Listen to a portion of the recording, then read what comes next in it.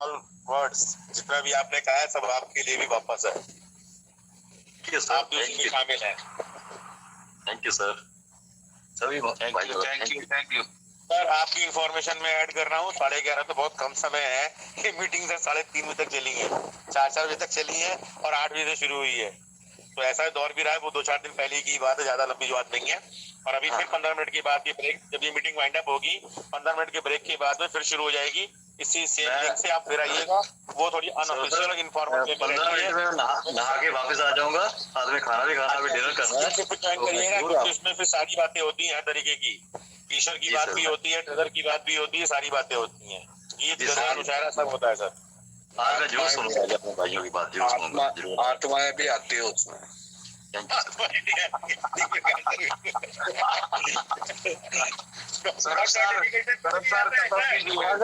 अगर ना ओपन होना स्टार्ट हो गया, गुड न्यूज भी तभी आती है। गुरुदेव क्या कह रहे हैं? गुरुदेव सुनिए। क्या बोली सर? कह रहा है सुनिए। खजाना का जो लकड़ी है ना, जो ट्रेजरी का अंदर में खजाना होता है, वो ओपन होना स्टार्ट हो गया। क्या हुआ सर? जल्दी बताइए। प्रणाम सर, प्रणाम। स्टार्ट हो गया सर? क्या प्रणाम। बिलावल नहीं चाहिए, ब्लॉकचेन चाहिए सर। ब्लॉकचेन बिलावल नहीं चाहिए सर। अरे सर वही स्टार्टिंग सर वही है, अब विड्रॉल वही देना है ना ब्लॉकचेन पे ही। सर बता दीजिए कैसे सर, क्या सर वो भी फिर से स्क्रीन शेयर कर दीजिए सर एक बार please. Doctor Amol Sahu blockchain man Baahubali. Prakash sir की बात पर मैंने बोला। अच्छा सही है सर, सही है, सही है सर, सही है। चलिए सर कोई बात नहीं।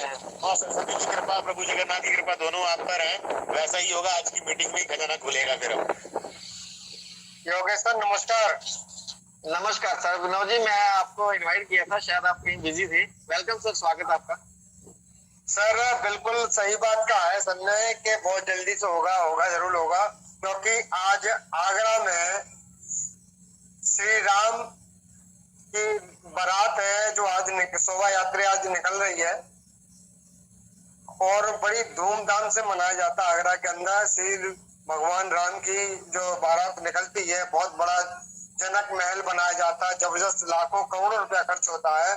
तो आज बारात निकल रही है, तो मुझे भी लगता है कि शायद कल सुबह 4-5 बजे करीब बारात पहुंचेगी वहां पर। तो जब तक शायद ट्रेजर एनएफटी का भी शुभारंभ कल का, मुझे भी लगता है सर कि कल शायद होने की चांस पूरे है सर।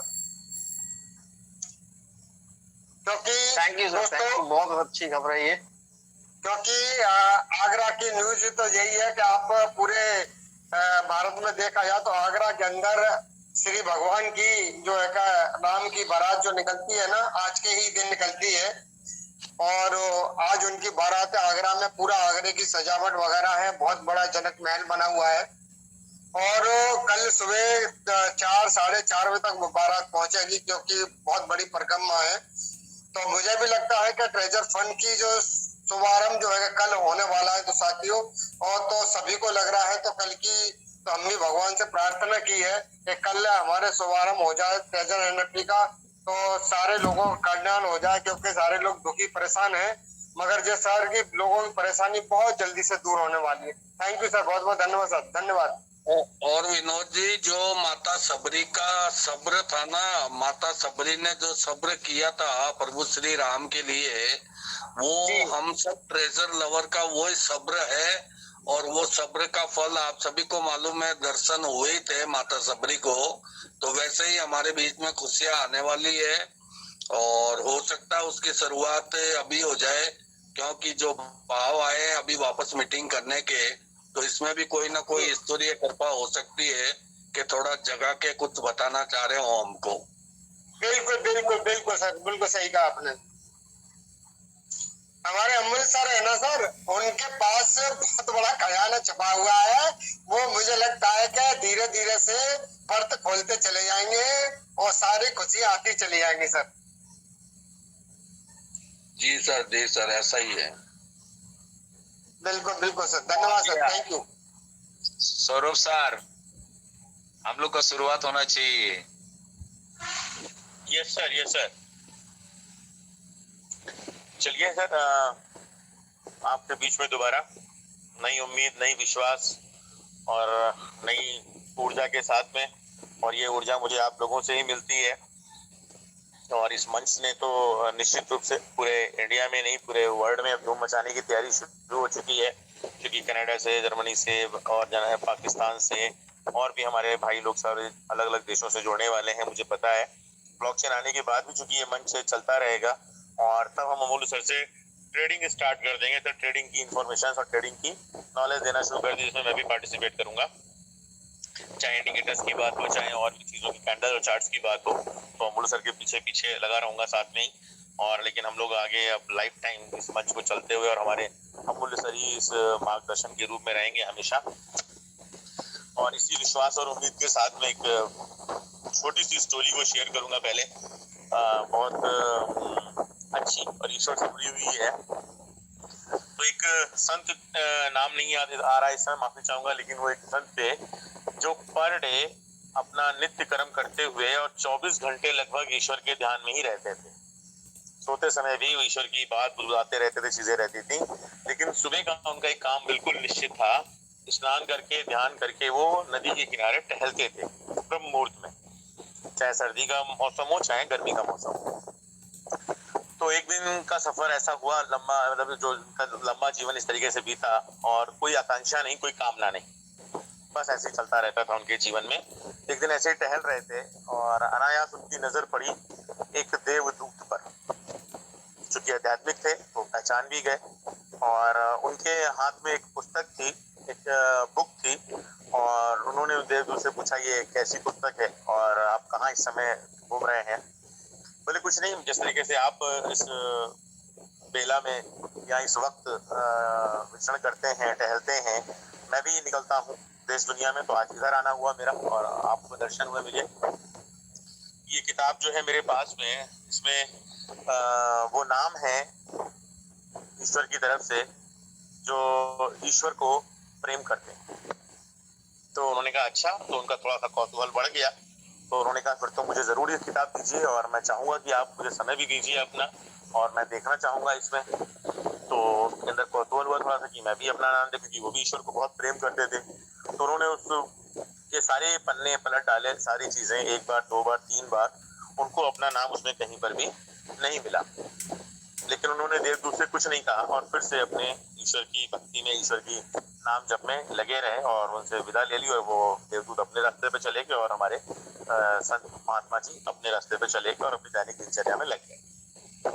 फिर वो अगला दिन था, और फिर वो अगले दिन से उन्होंने इस चीजों को स्टार्ट किया, और वैसे ही टहल रहे थे। फिर से वो देवदूत निकले, लेकिन इस बार उन्होंने प्रणाम तो किया, लेकिन उनको रुके नहीं। उन्होंने देवदूत से नमस्कार किया, दुआ सलाम किया, सब कुछ हुआ, लेकिन रुके नहीं वहां पर। तो उल्टा उन्होंने उन संत महात्मा जी को रोका और कहा स्वामी जी, कल आप किताब देख रहे थे, आज आप किताब नहीं देखना चाहेंगे? तो उन्होंने कहा कि कोई खास बात आज किताब में? तो उन्होंने कहा कल मैं नाम देख रहा था अपना, मुझे वहां पे नहीं मिला, कोई बात नहीं। तो बोले नहीं, आज मेरे पास में जो किताब है वो दूसरी किताब है। कल आप जो किताब थी मेरे पास में, वो किताब ऐसी थी जिसमें जो लोग ईश्वर से प्रेम करते थे उनका नाम था, और आप चाहें तो इस किताब को भी देख लीजिए। तो बोले इसमें क्या खास बात है? बोले ये वो किताब है जिनसे ईश्वर प्रेम करता है। तो उन्होंने उसका, जैसे ही उसका पहला जिल्द या फोल्ड पहला खोला, तो टॉप पर उनका नाम था, और उसको देखते ही वो तुरंत उनके अश्रु निकलने लगे। वो ईश्वर तो सामने नहीं था, तो उन्होंने उस देवदूत के ही श्री चरणों में अपना सिर रखा, माथा रखा। उन्होंने उनको उठाया देवदूत ने, और कहा कि कल जब किताब आपने देखी थी उसमें आपका नाम नहीं था, तो आपको क्या महसूस हुआ? बोले जब मेरे जीवन में किसी प्रकार की कोई आकांक्षा नहीं है और मैं ईश्वर से प्रेम करता हूँ, भले ही उस किताब में मेरा नाम नहीं था, लेकिन फिर भी मैं ईश्वर से प्रेम करता रहूंगा। बस इसी सोच के साथ में मैंने उस पुस्तक को आपको वापस सौंप दिया था। और चूंकि अश्रु बह रहे थे और उसी अश्रुधारा में ही उनकी वार्तालाप भी चल रहा था, तो देवदूत जो थे उस समय, तो कोई और नहीं थे, हमारे श्री नारायण थे, नारायण प्रभु थे। वो अपने रूप में आए तो बोले आपकी जो ये भक्ति थी वही मुझे आपसे मिलाने के लिए, इस धरती पर लाने के लिए उसने मजबूर किया। और मुझे पता है कि आप यहाँ पर विचरण करते हैं सुबह सुब्रह्म वेला में, तो इसलिए मैं आज आपको दर्शन देने आया हूँ। प्रभु ने उनको वहाँ पर दर्शन दिए। जो अश्रुधारा बह रही थी वो और ज्यादा विहल हुआ, वो और ज्यादा तेज हो गई, और ज्यादा उनके अंदर से जो आत्मिक प्रेम था, एक भक्त का और ईश्वर का, दोनों का। ईश्वर मुस्कुरा रहा था, भक्त के अश्रु निकलते चले जा रहे थे। फिर वो आलिंगन भी हुआ, फिर वो मिलाप भी हुआ। तो जब आप निस्वार्थ भाव से, निष्काम भाव से ईश्वर से प्रेम करते हैं तो ईश्वर आपसे प्रेम किए बगैर रह ही नहीं सकता, रह ही नहीं सकता। चाहे आप किसी भी मजहब के हो, चाहे किसी भी धर्म के हो। स्टोरी जरूर काल्पनिक हो सकती है, मुझे नहीं पता कहाँ से मुझको मिलती, कैसे आती है मेरे पास में, लेकिन जब वो दिल में घर कर जाती है तो मुझे ना तो उसको दोबारा पढ़ना पड़ता है, ना दोबारा ढूंढना पड़ता है। क्योंकि जब समय मैं इन सब चीजों को देख रहा होता हूँ तो मुझे लगता है कि आज नहीं तो कल, कल नहीं तो परसों, परसों नहीं तो नरसों, वो जीवन में समय जरूर आएगा जब ईश्वर मुझ पर भी कृपा करेगा। और उस कृपा के आकांक्षी हम सब लोग रहेंगे। और कृपा है, ये भी नहीं कह सकते कि नहीं है। अगर कृपा नहीं होती तो ये मंच नहीं होता, ये लोग नहीं होते, और हमारा ये परिवार नहीं बनता। जो बड़े भाई हैं, छोटे भाई हैं, गुरु भाई हैं, हमारे गुरुदेव अमूल सर हमको नहीं मिलते, तो ये ईश्वर की कृपा ही है। और आज मैं खुले आंगन में आसमान के नीचे एक तख्त पर बैठा हूँ, फैमिली अंदर सो रही है। ये जो निश्चिंतता है उनके दिमाग में, ये सिर्फ और सिर्फ ईश्वर की कृपा है। और एक समय था 2017 तक मैं कुछ ना कुछ अर्न करता था, फिर उसके बाद में जिसे कहते हैं ना, ये रोज कुआं खोदा पानी पिया, कुछ इस तरीके का जीवन चलता रहा। लेकिन कभी भी मतलब मुझे लोगों के सामने हाथ भी फैलाना भी पड़ा, इसमें भी कोई शक नहीं है। लेकिन कोई ऐसा नहीं रहा मेरे सामने आज तक कि जो ये कहे कि सौरभ तूने मेरे पैसे वापस नहीं, क्योंकि वो सब जानते हैं कि सौरभ का क्या नेचर है, क्या नीयत है, क्या चीजें हैं। जिस दिन इसके पास में होगा उनको मांगने की जरूरत नहीं पड़ेगी। तो वो जीवन चल रहा है जैसे तैसे, वो ईश्वर की कृपा के बगैर ही संभव ही नहीं है। और कई बार तो ऐसा भी रहा कि आकांक्षा मेरी 5,000 की या 50,000 की रही, तो एक और ईश्वर के दूत मेरे साथ भी हैं, और मेरे बड़े भाई जैसे ही हैं, उनसे बहुत सारे रिश्ते हैं मेरे। किसी रिश्ते में मेरे मामा भी लगते हैं, किसी रिश्ते में वो मेरे और भी चीजें, हमारे पिताजी को जिया जी भी कहते थे, तो वो रिश्ता भी चलता, लेकिन मैं उनसे भैया भाभी की तरीके से मिलता हूँ। और एक पिता और बड़े भाई का जो रोल होता है वो बखूबी उन्होंने निभाया। जब उन्होंने देखा कि मुझे ट्रेडिंग सीखनी है, मुझे फंड की जरूरत है, अपने बच्चों की फीस ना देकर वो 2-4 लाख रुपए लाकर उन्होंने मेरी टेबल पे रख दिए। और मुझको तो जब मैं उनके घर में बैठा, ऐसी बातचीत हो रही थी फैमिली में कि फलाने की फीस जानी, उस बच्चे की फीस जानी, जब मुझको एहसास हुआ तो मैंने उस ट्रेडिंग फंड में से उस पैसे को निकाला वापस और उनकी वो फीस को वापस जमा किया।